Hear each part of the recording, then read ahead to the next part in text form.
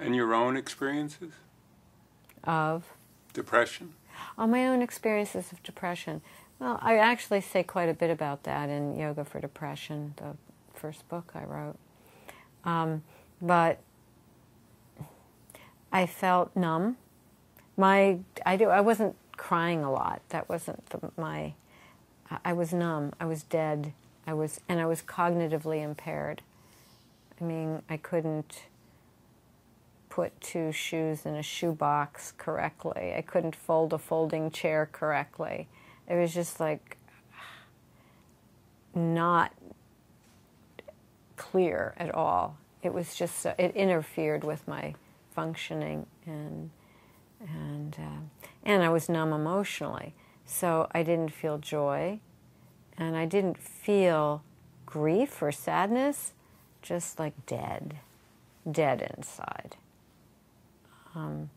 And, medication helped. Finding the right medication, once it was found, it helped.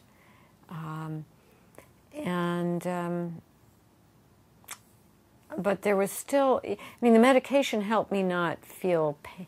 I don't know what the medication did, actually, because maybe the numbness was a result of the medication, maybe it was the depression, but I didn't feel a lot of joy, I didn't feel a lot of grief. I just felt numb. And when I started practicing yoga, I started feeling.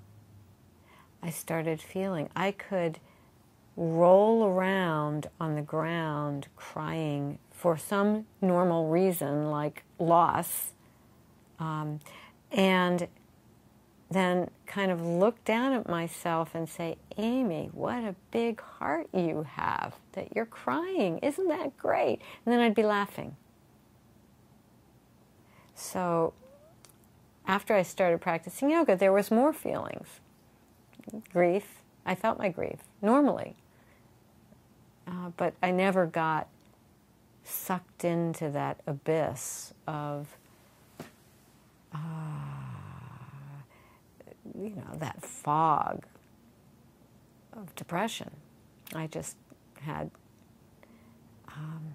some bad moods sometimes, and I knew how to fix it. And sometimes I didn't want to fix it. Sometimes I wanted to wallow in it a little bit and really feel, ooh, this is juicy, because for years I didn't feel, and now I'm finally feeling. So depression was numbness, and yoga brought feeling into my life, and connection into my life. And when you're trying not to feel something, you don't feel anything. So if I was talking to someone recently who said she was just numb, and she just wasn't going to deal with stuff. And not only will that eventually explode, but when you're numb to pain, you're also numbing out joy. You can't feel fully joy. You can't fully engage in life if you've shut down emotionally, so that you don't have to feel the pain of a particular situation. You want to kind of stay in denial of it, and so you shut it down, and you're not going to feel it anymore, and you're just not going to deal with it. You're going to pretend it doesn't exist. It's also going to affect the joy in your life. You're not going to feel fully. So it's not a good way to live. And yoga won't let you live that way. Because if you're practicing every day and you're bringing awareness to what's arising in the physical body, the emotional body, as you do when you watch your breath and the sensations in your body, whatever's there is going to show up. You can't hide it. You can't tamp it down. It's going to show up. And now? And now, life is pretty much just watching. Not. I mean, I'm not. So now, okay. Now I don't roll around on the floor and cry, except on occasion, when appropriate. But mostly, I kind of don't have, I have a response to life and not a reaction to life. You know, I respond in ways that are, I hope, from an open heart. If I don't practice, if there's times when I can't practice, and it's sort of, I feel like I may not be as fully connected to my heart and my authentic expression of who I am. So it's important for me to practice so that I do feel connected. You know, Gio, you and I were talking, have talked about some people need structure, routine.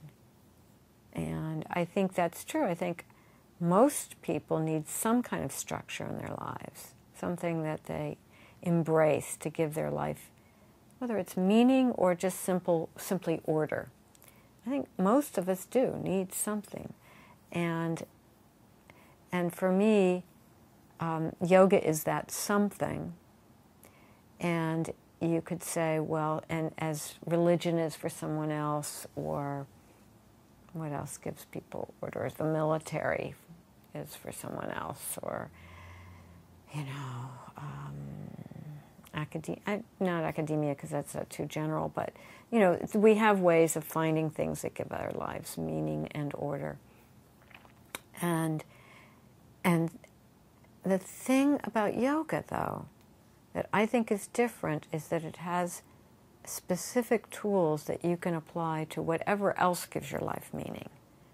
So whether it's art or making visual art or poetry or riding a bike or playing baseball or playing football or making war, making peace.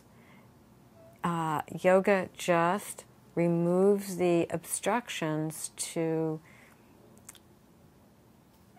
your full expression of whatever it is that is important to you, whatever you want to do. I'm Amy Weintraub. Come visit me at yogafordepression.com, amyweintraub.com. Let's connect. Thank you.